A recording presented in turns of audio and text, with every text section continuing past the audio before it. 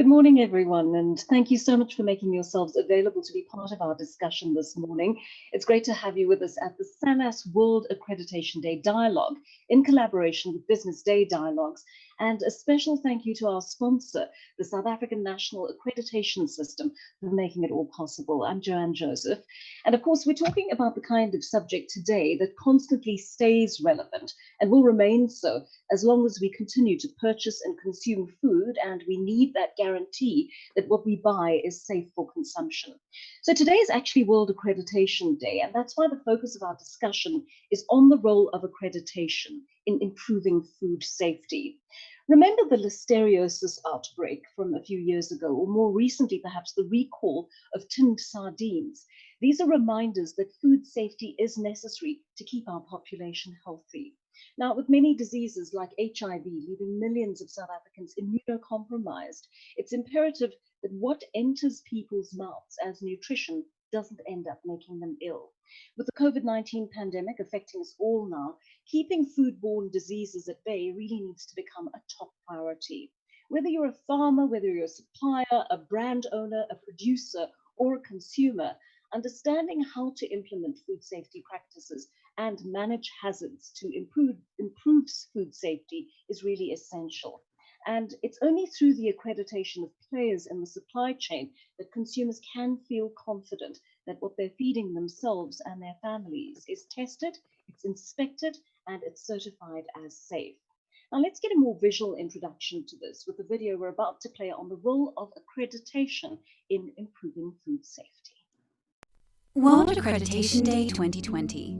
This year's theme is Accreditation, Improving Food Safety. Foodborne diseases have a significant impact on public health, food security, productivity, and poverty. Nearly 600 million people fall sick and 420,000 die prematurely each year because of foodborne diseases. Accredited conformity assessment services in the food industry are of vital importance, especially as 30% of foodborne deaths occur among children under 5 years of age.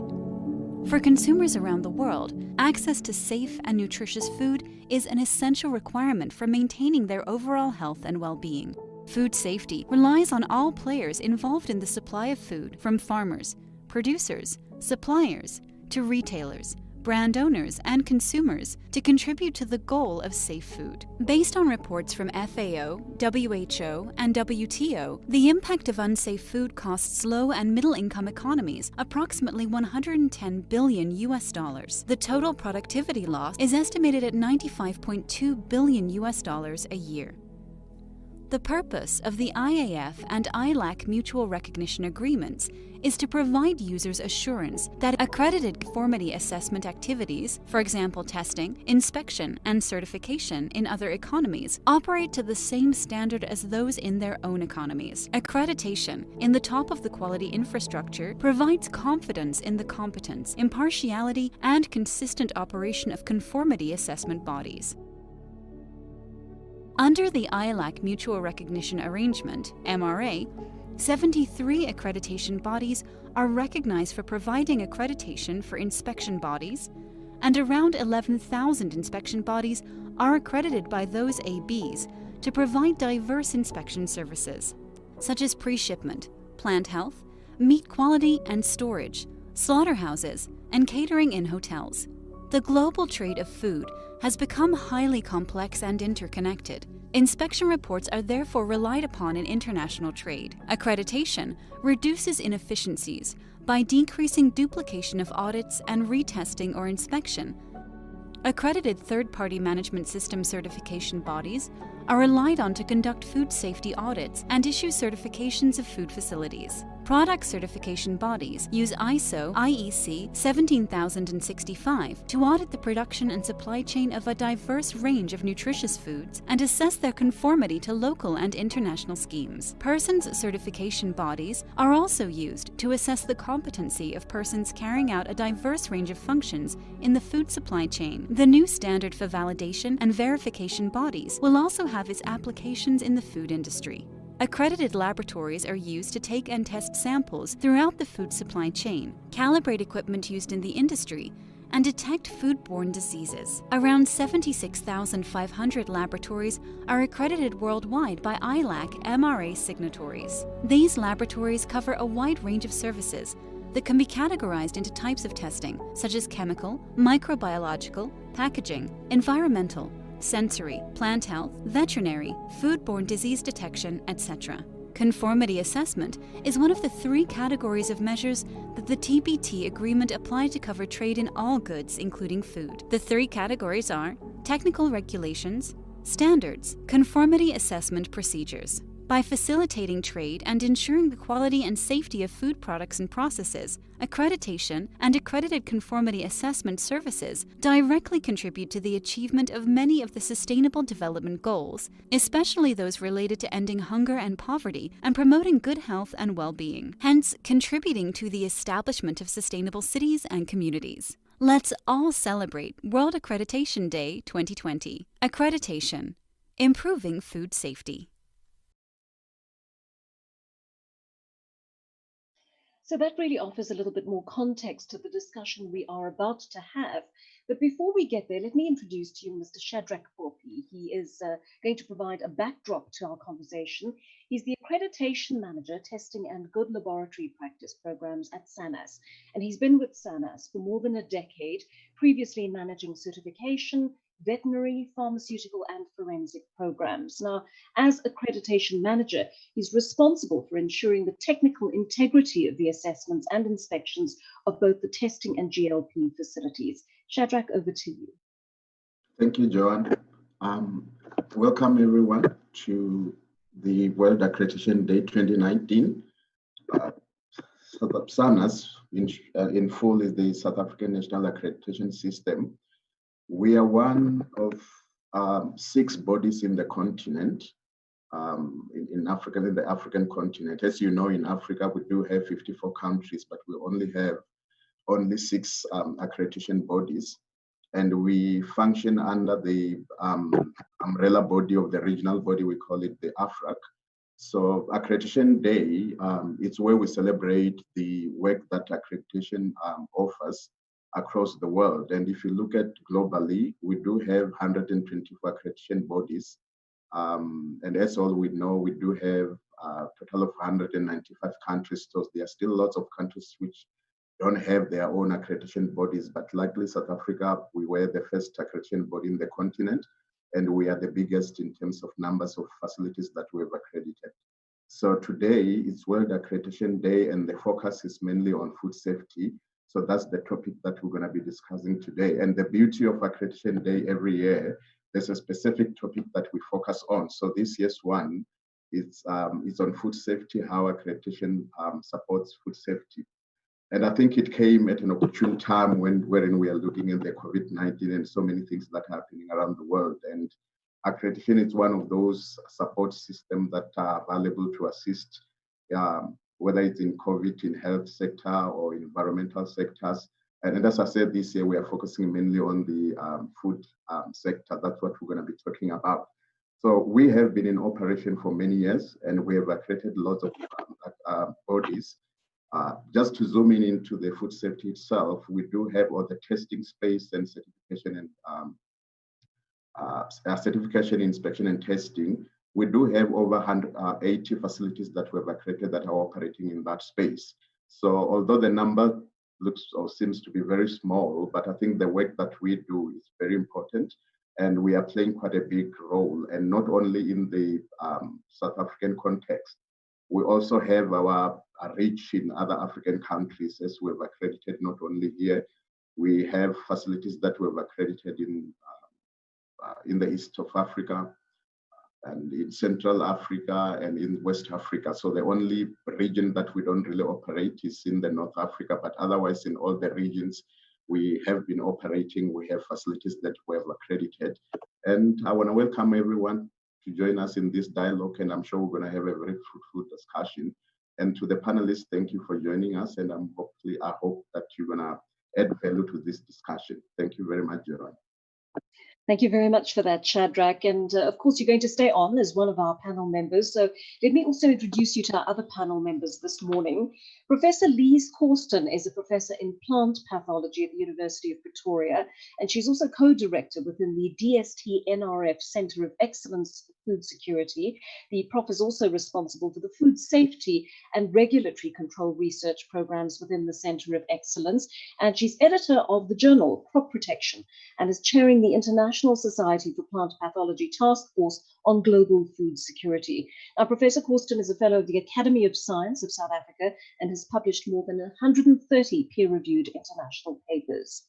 Ms. Linda Jackson is co-founder of foodfocus.co.za and the Food and Beverage Reporter Trade magazine. These platforms help her with her passion to educate the food industry. And Linda has over 30 years of experience in the food industry, where she's consulted, she's trained, she's audited food safety and quality management systems. She also has a master's degree in environmental health, and she's embarking on doctoral studies.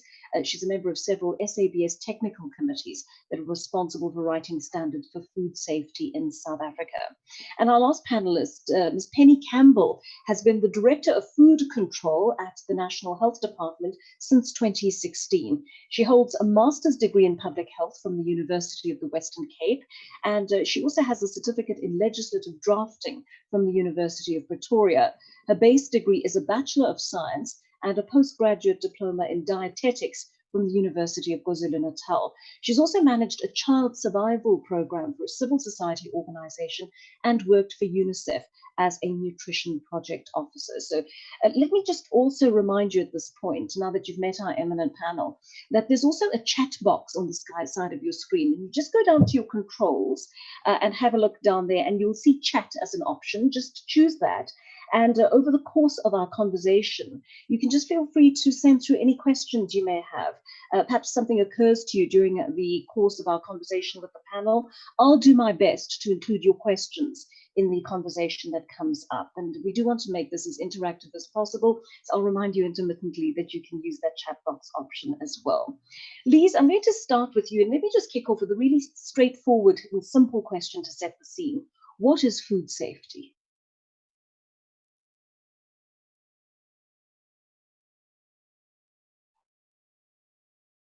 Good morning, everybody. I need to say that you get many definitions of food safety. And you can obviously select a definition fit for purpose for your company or purpose for your thesis or whatever. But we do have official definitions, and I'm going to use the Codex Alimentarius Commission's definition, and I want to emphasize two key words. Now, the first thing is it is about food safety, is the assurance. And that word is very important because assurance is where accreditation comes into this picture. And that's a very important role that SANAS is playing. So it's about the assurance that food will not cause harm to the consumer. And this is very important. And now the second part of the sentence places the responsibility on the consumer, because it says when it is prepared, which is your retailer or your home, and or eaten according to its intended use. So you as a consumer must make sure that you are preparing, storing, and consuming it according to its intended use. It's a very important definition. And it shows you that food safety is a shared responsibility. We all have to make sure that food is safe. Otherwise, it's not food. Lise, it's actually such an important introduction to it, and thank you very much for introducing the idea of that shared responsibility. Penny, from the health department side, what is the department's role when it comes to food safety? Penny, you can also unmute yourself at this point. Do we have you?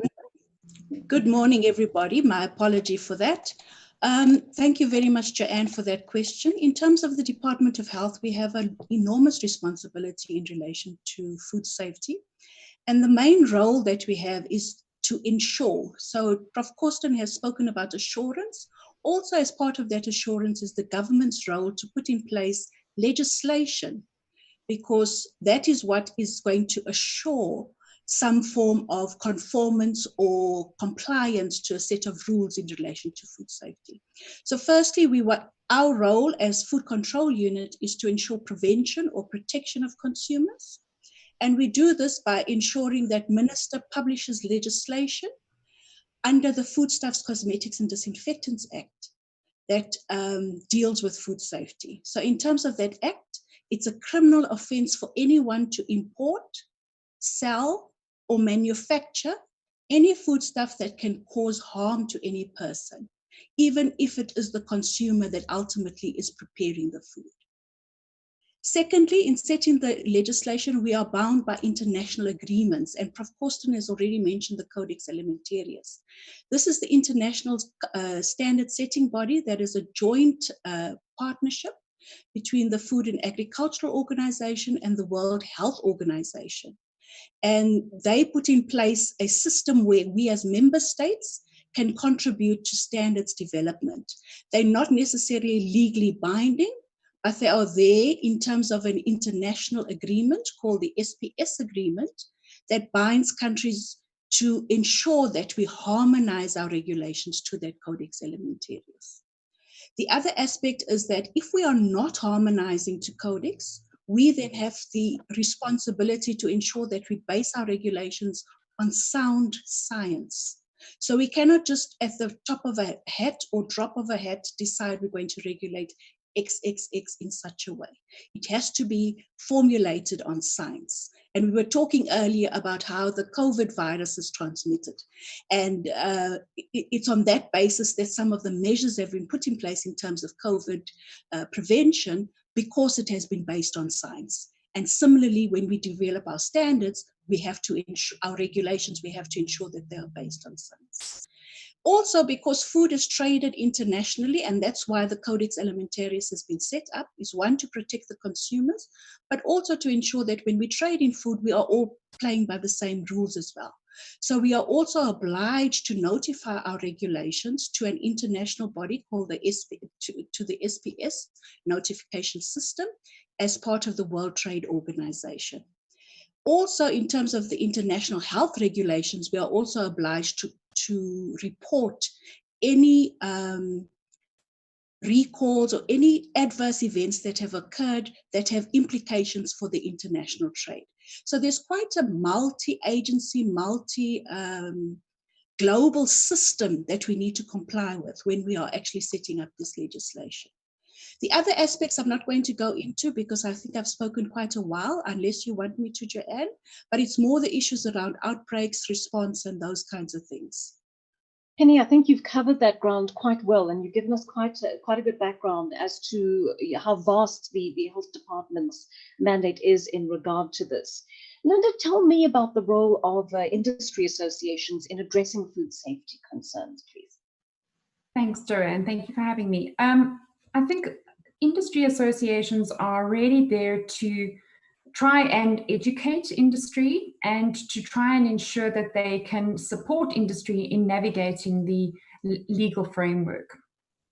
Industry associations also play a very important role when it comes to self-regulation, because I think that there are a number of challenges that industry has to face, or the country has to face. And so industry associations are really voluntary bodies that can work to support the requirement for food safety and the interest of the consumer when it comes to safe and wholesome food. So if I take their role in understanding legislation, I think one of the challenges that we're faced with, and Penny didn't specifically highlight it, but our food safety legislation is quite fragmented. So it's unfortunately not only under the Department of Health. If it was the case, it would be, I think, very easy or much easier to navigate. But we do have some aspects or some parts of the food industry that are regulated by the Department of Trade and Industry through the National Regulator for Compulsory Specification. We also have other parts of industry, such as the meat industry, that is regulated through DALRA, the old DAF. And so you have to know who to talk to, and you have to know where to find the legal requirements. And so that's where industry associations can help pull it all together for their particular sector, and obviously to lobby.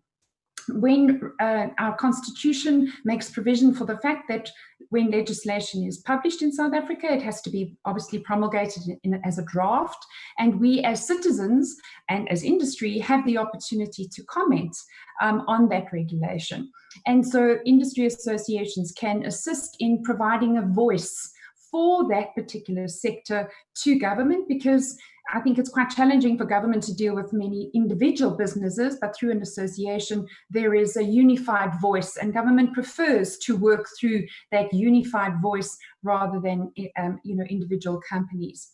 So it's education, it's lobbying, and then, as I said, self-regulation. So there are a number of organizations. I'm just going to list two purely as examples. The one would be the South African Meat Processors Association.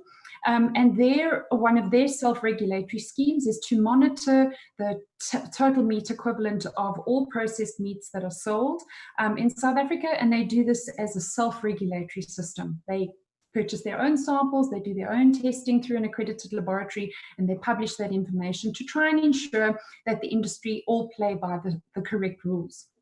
Another one would be the Dairy Standard Agency, where they also take samples of milk that's sold to the consumer, and they monitor that and they give feedback to their members. I think what's important to remember about industry associations is they are voluntary. They're normally member-based organizations.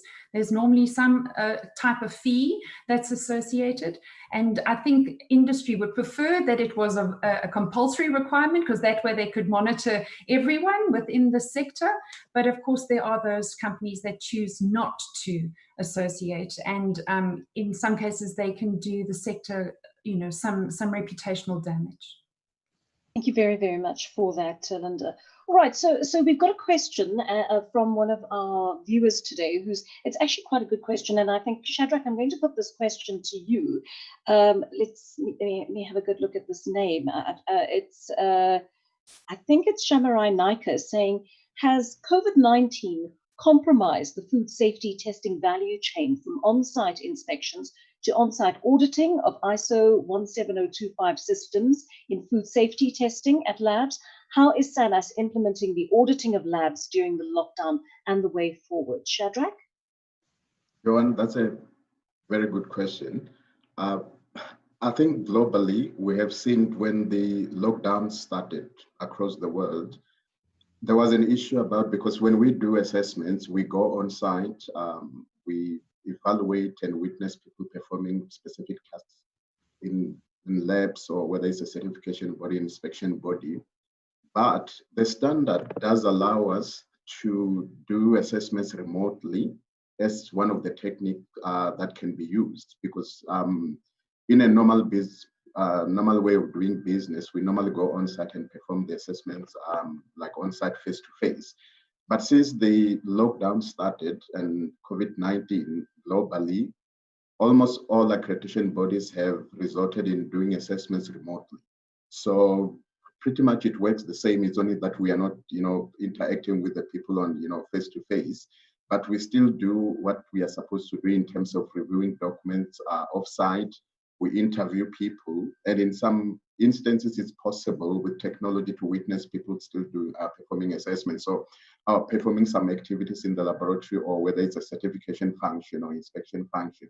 So we have been continuing assessing facilities. We never stopped. I think we only had a break for just a month while we're still putting the process together, because we had to communicate that to all the facilities that we have accredited. But we have been going on, and still we are assessing labs, although we are doing it remotely. It's one of those techniques that have been always there, but they are only used when there's a crisis, or in cases where maybe there's something that we cannot, it's impossible for us to go and do assessments face to face. So, but yeah, we never stopped. We're still assessing facilities. I think the only thing that we're unable to do currently is for people who are applying for the first time, because unfortunately with accreditation, it's based on witnessing. We have to evaluate, interview people live. That's the only thing that we're not doing. But for the facilities that have been in the system for years, we continue servicing them. We have never stopped, even in the midst of COVID-19. Thank you for that, Shadrach. Lise, we've had previous outbreaks, of course, and there are a couple of examples which I referenced earlier, the tin sardines recall, the listeriosis outbreak a couple of years ago. So give me a sense of this. Well, what are the main causes of these outbreaks? I think it's very important that we all understand that globally there's fluctuations. So we get shifts in terms of the kind of outbreak, the size of it, and the causal agent of it.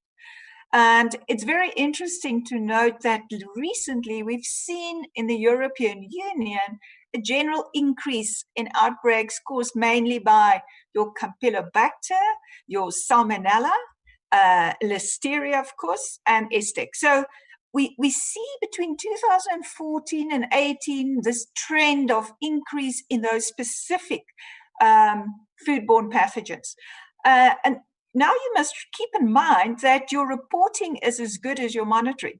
So if you have a very effective system like in the USA, you can very effectively keep the public informed. And in the USA, if we look at their system and what the CDC is reporting, they actually showed that between 2016 and 19, the incidences for Campylobacter, Cyclosporus, Estec, Vibrio, Yersinia increased.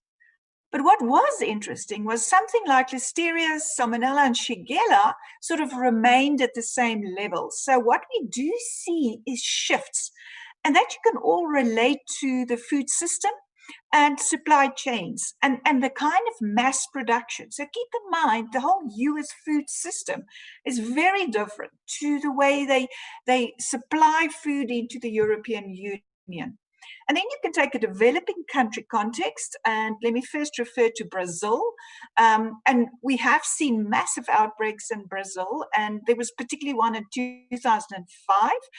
And we can see that in developing countries, because your reporting system is so almost lacking and not as effective, you often have underreported cases. So we cannot monitor the trends or the causal organisms. But what I can tell you is globally, Campylobacter is extremely important. Globally, we have always known Salmonella is important. It's a very real foodborne pathogen that's with us everywhere. And if you think eggs and poultry, you think Salmonella inevitably. But I can also tell you, if you think of nuts, I can use macadamia nuts. I can tell you can find Salmonella. So we are aware of this. We know Shigella is very important globally. And of course, we know Listeria. We've personally been affected by Listeria. If I think of bologna in the shops now, I think, uh-oh, Listeria. But the thing about Listeria is it's deadly. It's one of those E. coli 0157 as well. We have a fear for those foodborne pathogens. But don't forget norovirus. Norovirus is so important. So I think we mustn't forget the important or the big 5 foodborne pathogens, and they do fluctuate, and they are related to the food products we consume. Elise, you put the fear of God into me. I'm quite fond of macadamia nuts. All right, so tell me, Penny, when previous instances of these diseases have there's been an outbreak of these foodborne diseases before, what have been the lessons that we have learned from these outbreaks? Well, what is it?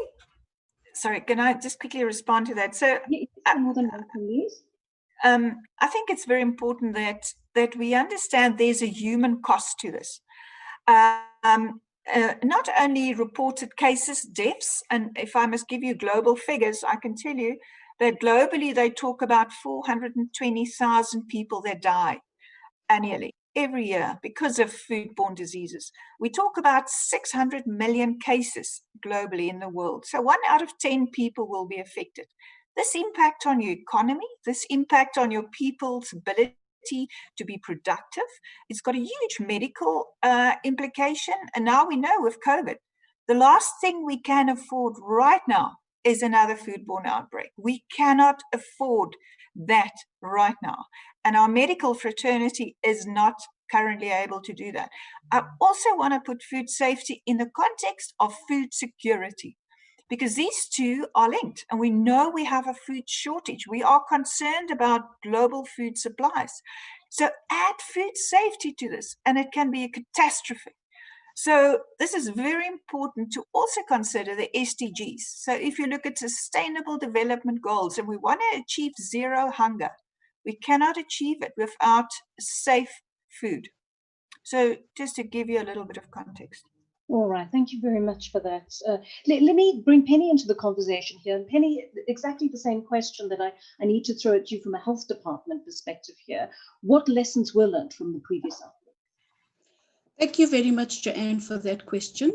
Before I go to the actual lessons learned, let me first take a step back in terms of telling you what happens in relation to an outbreak. Now, obviously, when an outbreak happens or a recall happens, something has gone wrong in the food safety process. So in terms of a recall, we know about it before it's placed on the market or it's already on the market, and we now need to recall a product from the market. When an outbreak happens, now consumers have been harmed by the food. And the challenge, I know Professor has mentioned a number of statistics internationally. The challenge that we have in South Africa or in a developing country with surveillance is that most often the symptoms that are presented for an outbreak or a disease like a foodborne illness is nausea, vomiting, and diarrhea. And those are commonly seen in many other disease types. So it's very difficult to pinpoint a good diagnosis in relation to whether it's an outbreak from foodborne illness or whether it's an outbreak from other diseases that are impacting us in developing countries. However, that being said, when a doctor or a health practitioner actually identifies that there was possibly an outbreak, they are obliged to then notify to the National Health Department or to the NICD that there has been an outbreak. And the definition of an outbreak is 2 or more linked cases for a foodborne illness. But when it comes to something like listeria or listeriosis, the presenting symptom is meningitis. And that's how it was picked up that we actually had the listeriosis outbreak. The only other foodborne illness that presents with different types of symptoms is botulism. And that is usually a nerve disease, and the person can actually go into a state of unconsciousness and death. So the important thing to remember is that not everything can be reported because of the type of diagnosis that needs to be made in relation to surveillance. So once that outbreak is then notified, it activates what we call the response or the outbreak investigation. And there goes a team, like the teams that are going out with the COVID, to go and look at what was the cause of this outbreak. So they go into patients' histories, they interview patients, and I try to identify commonalities between the patients that presented these symptoms to then identify what is the possible source, and then to attribute that source to what was the possible pathogen that caused the illness. So by and large, before listeriosis, most of our outbreaks have been in relation to processes around how food has been handled, especially in large mass catering activities. The other aspects, it relates a lot to food security. So like sometimes in rural areas, when the cow dies because it became sick, many of the citizens around there then eat that sick cow and often present with salmonellosis, so that salmonella pathogen that might have been in there. So that's what we've been observing in terms of our outbreaks. I think we've had a few cases of botulism, and we've had quite a few recalls that we've had to manage and deal with. So once we've done the outbreak response, and we participate in that whole outbreak investigation in terms of the reporting lines, although we're not actively as food control involved in the actual outbreak investigation. The reason we do that is because we want to learn the lessons from what has actually happened with this outbreak. Have we been able to identify a pathogen? Can we, through the investigation that is done by what we call environmental health practitioners or the old health inspectors, identify what actually went wrong in the actual processing environment that led to a recall or to an outbreak? And by that, we then need to then adapt our legislation, or we need to educate our consumers, or we need to train our environmental health practitioners, or train the industry. So it's a multifaceted approach that we'd need to do after we've monitored what is actually happening in an outbreak. Then in terms of the lessons learned from the listeriosis, that event showed how we actually, although Prof. Corsten has spoken about, sorry, not Prof. Corsten, Linda has mentioned that we have a fragmented food control system, but by and large, the minute we heard that it was listeria, our minister put together the 3 departments, either their DG, their minister, or their representative, where we then coordinated how we're going to continue to unpack this listeriosis outbreak in terms of where the possible contamination occurred. And unfortunately, because the case is up in terms of the civil case that is happening in terms of the people that were affected by it, I cannot divulge too much about the outbreak in relation to what has been picked up, except what perhaps the NICD has the mandate to talk about that. So definitely we do use outbreaks to inform us in relation to how we need to adapt our food regulatory system. All right, thank you very much for that, Penny. We've got some really good questions coming in on the live chat, and I really urge you to make use of that. And Linda, I'm either going to throw the next question at you or Shadrach, and perhaps both of you might want to weigh in on that. But we haven't heard from either of you for a while. So there's a question from Bodumo Duabada, apologies, saying food safety legislation correctly aims to protect consumers, but also creates a barrier to entry for small and emerging producers. What are we doing as government and industry to support small producers to implement food safety and get accredited? Thanks, Joanne. I have to say I don't completely agree with the statement. And the reason why I say that is because I think we have to look at what is national legislation and then what would be contractual in terms of a customer-supplier relationship. If we take the most basic hygiene legislation in South Africa, Regulation 638, which falls under the Foodstuffs Act, Penny has chatted about that. That is the basic entry requirement for any food business within South Africa, whether you are a street vendor or whether you are a multinational hotel complex with a number of eateries. Now, the way that regulation has been written is to, in such a generic manner that the principles to ensure that food is protected are defined, but the manner in which I actually comply with that regulation, there is some opportunity for interpretation and application based on what is fit for purpose. So the regulation uses the terminology best available method. And so what would be the best available method for a street vendor compared to a multinational organization? And I have to say, from my personal experience, I think that many small to micro organizations can actually comply with that legislation without it being open and without it looking anywhere like the multinational, but they can still apply the right practices. If you're moving to a customer-supplier relationship, so now I am wanting a contract with one of the large retailers within South Africa, there's another set of rules that now apply, because we now have to consider brand reputation, plus we have to consider the additional legal requirements of the Consumer Protection Act that are now, the onus is very much on the retailer to ensure that the consumer is not protected. They have to ensure that their supply chain is safe. So what we now have contractual obligations when it comes to food safety, and those are far in excess of minimum legal requirements. We have to remember legislation is always the minimum. So there are then additional requirements which are imposed on a supplier in order to ensure that the food that is sold on the shelf of the retailer will be safe. And in many cases, I think that is seen to be the barrier to entry, because we are now taking another set of requirements in order to ensure that my brand as whatever retailer is protected. And in the defense of the retailers in that regard.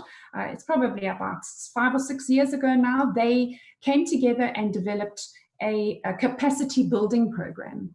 And so when it comes to food safety for the retail market specifically, many of them allow for a transitional approach for smaller businesses. There's an entry level, which is definitely more than legal requirements, but there's a step up, and then there's a further step up, and then the last step would be accredited certification, where if you want to play with the big boys, you have to play with the big boy rules. And that would then involve, you know, the SANAS accredited organizations or similar in order to supply products that would then be sold on the shelves. And that would apply whether we supply locally or whether we, you know, supply internationally. Those are the international rules that we saw in the video. But the basic entry requirements, I don't think that's a barrier to trade. I think, in fact, if we as consumers look carefully at those regulations, those were things that we would actually insist on if we were to entrust our health into someone else's hands to make our food. I don't think they're overly onerous. Maybe a little complicated to understand, but I think the application is definitely doable. Right. Shadrach, here's one for you. Sherwin Pillay asks, with regards to homemade food products for resale, what safety audit can be conducted on such a business? Would only the products have to undergo testing, or would the home environment also be subject to auditing? I think it will be the testing part of it, in terms of getting the product to a laboratory for it to be tested. And the testing, the laboratory that is going to carry out the testing itself, that's the one that needs to then accredited by SANAS, because that's how we operate. We accredit a testing laboratory or a certification body or inspection body. In turn, the certification body then will go and certify other companies that may be producing food or, you know, doing packaging or whatever they do. Same applies with the inspection body. They will go to an abattoir and do the inspections, but the inspection body is the one that has been accredited by SANAS. So in a setup like that, where you can take a product to a laboratory to be tested, then as a consumer or as a user, that's where now you need that peace of mind to say, if I take my product to laboratory A, the results that, can I believe the results that I'm going to get from this laboratory? That's where accreditation comes in to say, I'm looking for an accredited laboratory. That's where I'm going to take my product to. I think a good example is what happened, I think 3 weeks ago. Someone phoned me now during the lockdown. He was asking for, can you tell me a laboratory, give me a name of a lab that can test, apparently he said when he was drinking his coffee, I think right at the end when he was finishing his coffee, there was a jelly-like green substance. So he was a bit scared because he didn't know what is it to say. Can you give me a name of a laboratory that I can take this green jelly-like substance to be tested? So that's what we are talking about to say. Those are the services that the testing lab will be rendering to, you know, your normal consumer who has got a question, or he or she just want to know if the product is safe. But our role as SANAS is to accredit that laboratory to say the lab is competent to perform certain tasks. So if, say, for an example, what Penny or Prof was saying, a lab is accredited to perform, to test Listeria, for an example, in meat, or Salmonella in meat. So that's how we give accreditation to say a laboratory is competent for this specific test. So if you are a consumer, you've got a piece of meat, you want it to be tested, you take it to that lab because they are competent for that specific method or for that specific test. They will be able to give you then results that you can trust and say, I can believe the report that I'm going to get from this laboratory. I'm just interested to know, does someone want to add something? Was it you, Linda, who wanted to add something? Go ahead. I think it's very important that Penny weighs in on this one. I'm happy to add something, but this is a legal requirement which is very, very important. Penny? Yes, Joanne, thank you very much, Linda, for that. I also was trying to wave my hand.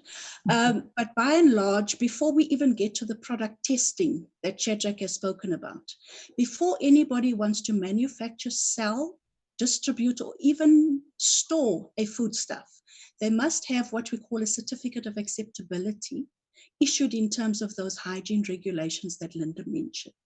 So before, if you want to use your home for it, you have to, we would allow it depending on what the risk is in relation to that product.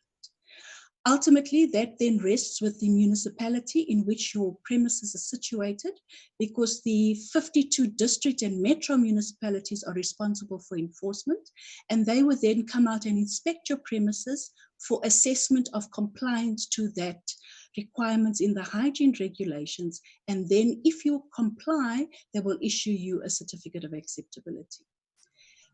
So in that question, the person that has raised it, you need to please contact your local municipality for them to identify whether your premises are actually fit to be able to supply food to the trade, whether it's even to a local small farmer stall or wherever you're going to put that product out onto the market. We need to ensure that your premises comply. And that's basically what we say in terms of basic hygiene requirements, where we then assess the hazard and the likelihood of that hazard causing a risk to consumer health. And the risk is what we are mostly concerned about in relation to whether or not a food safety incident is likely to occur. And that's where we put the basis in place in terms of the minimum requirements, where a professional like an environmental health practitioner, who through their scope of practice have the competence to deal with food safety legislation and the enforcement thereof, come to your premises and inspect. So even caterers who utilize their home premises for catering have to be inspected by that inspector. Jimmy, just a follow-up question on that note. We've seen quite a lot of that happen in the last few weeks with lockdown having confined us to our homes. Many people have started businesses on a very informal basis, and they're working from home. They're just preparing, snacks or platters from their home. Simple things like samosas, for argument's sake, that they're selling just to make ends meet at this point. Clearly, those individuals have not gone through the process of accreditation that you have just spoken of. But do many people even know that they need to go through that process before they start a small business from their homes? Well, there's a concept in law that says ignorance of the law is not your defense. So although the municipalities try to ensure that people are communicated about in terms of the legislation, we do try to also put through information through to people about the legislation that they need to comply with. So definitely that kind of setup does have to have a certificate of acceptability. And usually you as the consumer should ask the person as well, in terms of your preparation of your facility, do you have the certificate of acceptability from the municipality? And in fact, the legislation is also clear that where you actually visit the premises, it must be visible so that we can see that the premises have a certificate of acceptability. But in terms of the way that the legislation is written in this country, it's a reactive piece of legislation, meaning that the person who wants to do the operation must comply, and the enforcer comes along to verify. So if an inspector was to come to a premises like that, or somebody reports to say this person doesn't have a certificate of acceptability, or God forbid an outbreak happens because of eating food from such a premises, then that person will be liable under the Foodstuffs Act as well as the Consumer Protection Act. Because although Linda has said the retailers are also liable under the Consumer Protection Act, anybody who manufactures, sells, or places on the market or imports is liable under the Foodstuffs Act as well. So both pieces of legislation would make them culpable if something had to go wrong as well. All right. I want to start wrapping up in the sense that we are getting towards the tail end of our conversation right now. And I want to hear from each of you what sort of role each of the institutions that you come from can play in ensuring that we're not faced with massive food safety outbreaks or compromises in that area, and we don't pick up a trend of foodborne diseases marking this COVID outbreak, for example.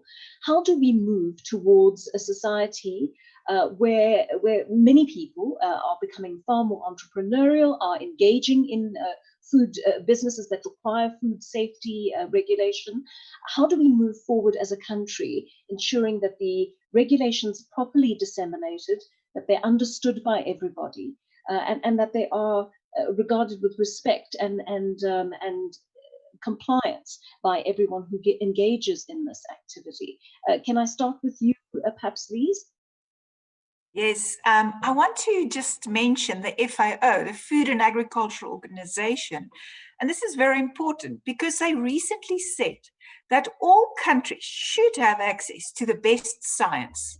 Now, that to me was such an important statement, and they said it specifically to ensure safe food. So that's the starting point. And I think it's important that everyone must understand that scientists they are operating in the frontier of knowledge. They provide information that then underpins these standards. It then underpins the regulations that Penny spoke about earlier on. We provide that information that industry can use to improve control and prevention of these foodborne pathogens, and that laboratories can use the latest and the best methods fit for purpose for that food product and be able to detect all these pathogens. And I want to mention something, and it's very important because we have emerging pathogens all the time. The frontier of food safety is changing. I previously mentioned that we get a trend of certain pathogens being more prevalent at certain times. And as we control one, we get another one coming up. We now talk about antibiotic resistance building up in these natural populations, in the environment, in the water, in your food preparation environment. Buildings have been closed for several weeks during the lockdown. What has been happening in those environments? And now we take people back into it. We so-called go and clean up. But remember, microbes are everywhere. Nature selects. And that's what scientists do. We provide that scientific information that everyone can then use. So we're a very important key role player in providing not only the intelligence, the food safety intelligence, but the foresight programs, the food chain intelligence that can be used, and the new technologies. And I think it's very important that we must be part of this information platforms and sharing our information, our data, and the latest technologies with everyone. All right. Linda, your take on this? Joanne, I think that today is a start for what we need to do. We need to talk about it more, because today a whole lot of people found out, oh dear, I need a certificate of acceptability for my samosas. And again, it's not an overly onerous requirement. It is just taking responsibility for someone else's health. And so the law expects just a little bit more of you than when you're just making food for your own family. And so, you know, again, in terms of, I think that the average person out there would not want to cause harm intentionally. Never. You're trying to create a livelihood, and you're relying on customers coming back every time for more of those delicious samosas. So you obviously want to do the right thing to protect their health. And this is really just the final, if you like, assurance that you are doing the right thing. And it's very, very basic. So we need to educate. I'd love it if the Department of Health at every municipality had a help desk where you could phone and someone could help.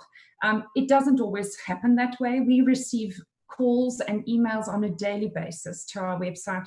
We've tried to put a whole pack of information together to try and help small businesses to navigate this, because it can be a little bit bureaucratic and it can seem very overwhelming when you read the legislation for the first time. But it's actually quite simple if you just apply the basic requirements. And, you know, Lisa's talking about the importance of science, but many of the preventive mechanisms that are in the regulation, like keeping, you know, pests out of your kitchen, for example, they're based on very good science, because the pest is a carrier of the pathogen. If we manage the carrier, we won't land up with problems in our food. So depending on what we're making and depending on how sophisticated our processes are, it can get more complicated. But when it comes to a home industry, I'd rather you did the right things, and I'd rather you knew about them. So let's continue this conversation. Let's try as much as possible to educate you and I as consumers. My challenge to the consumer, the next time you walk into a food establishment, before you ask for the menu, ask for the COA. because that's where we want to go. We want to know that all businesses are compliant. Ask for the COA. It's supposed to be available. Let's challenge the process. Let's learn about that process. Some lovely advice there. Thank you very much for that, Linda. Penny, at this point, can I ask you also to quickly just comment on the issue of food safety in regard to food parcels and the kind of assistance that we've seen given to the public in recent weeks? Okay, Joanne, I thought I was going to do the sum up, but you're giving me another question. So well, let's just make it part of your sum up. Food parcels is part of the food security interventions that both government as well as a number of community-based organizations have gone out and done. In terms of the legislation, ultimately those products have been placed on the market, so they should have been compliant to legislation to begin with. We get concerned when it's cooked, and we need to look at those principles in terms of what has happened in relation to those being prepared. So food parcels, by and large, would probably comply with the legislation. And as long as there's no refrigeration required for those products, there shouldn't be a problem in relation to distribution and storage. But just in terms of summing up, I just want to say that no country in the world, even the most developed countries, do not have outbreaks. So sometimes things will go wrong. It's just that it's important that we look at what caused that to go wrong, and that we as government ensure that our legislation is up to date and in line with international standards and science. Secondly, that there's compliance and above all enforcement of that legislation, and that we make sure that all who share in this responsibility of making sure that they put food safe out must get the basics right. And the basics is fairly common amongst whether you produce the food, whether you sell the food, or whether you make the food. It's 5 keys that the World Health Organization has put together. And we try to use it a lot during this COVID outbreak, as well as during the Listerios outbreak. But as Linda has said, we need to educate more. And basically those 5 keys are: 1, keep clean. And that's the message that we're even having in COVID, is washing your hands, ensure that you sanitize, all of that. And I welcome what the supermarkets have now done in terms of even keeping the trolleys clean and wiping and sanitizing and all of those kinds of things. Those must continue even after COVID, because those are good food safety aspects that can make sure that people remember to always wash their hands and keep things clean. The second thing is separate raw and cooked, because that's where contamination or cross-contamination happens. And that Campylobacter that Prof. Lisa was talking about comes from raw chicken. And if you're not handling it properly, whether you're the consumer or whether you're the processor that's making Kentucky Fried Chicken or something like that, it can recontaminate once the food is cooked. So that's why we say keep them separate, always ensure that they're separated out. The third key is keeping food at safe temperatures. So ensuring that something that says on the package, keep it refrigerated, it must be in the fridge. If it says can be frozen, freeze it. And it must always be kept at those safe temperatures. The fourth one is to cook food thoroughly, because that's what we know will make sure that even if a pathogen is there, it's going to be by and large killed by the cooking process. And finally is to use safe water and ingredients. And that's where I was saying, in terms of the food parcel question you gave me, those products probably came from a safe environment, in the sense that it came from retailers that had a certificate of acceptability. So that, in summary, Joanne, is what I would say. And just the last thing is just to remember that food safety is everyone's business. This is the concept we've had with the World Food Safety Day, which culminated on Sunday. And with the industry, we've collaborated, Linda's unit, as well as other industry stakeholders. We had a whole series of webinars last week to talk about whose business and where in the food chain it actually makes sense for them to comply. And to just all remember, it's our shared collective responsibility to ensure that we have safe food. Thank you very much, Joanne. Penny, thank you for that. Shadrach, I'm going to give you the last say on this. Thank you, Joanne. I think what Prof. and Penny just said, that food safety is everyone's business. From our side as an accreditation body, we need to collaborate with government, private, the industry itself, and we need the expertise from the academia, So even our standard that we have to comply to, it requires us to have access to all this expertise, because unfortunately we won't be able to fulfill our responsibility without collaboration from all these different sectors. So government, because we are supporting government in terms of with accreditation, they are able to regulate, they are able to deliver on their the policies that have been set by government. And government itself, by nature, every day they take decisions. I think we've seen with the COVID, where everyone is asking to say the decision that has been taken by government, was it based on science? What informed that decision? That's where accreditation comes in to say, whatever data that is being generated by a testing lab or certification body, that's the decision, that's the data that will be used by government to take a decision.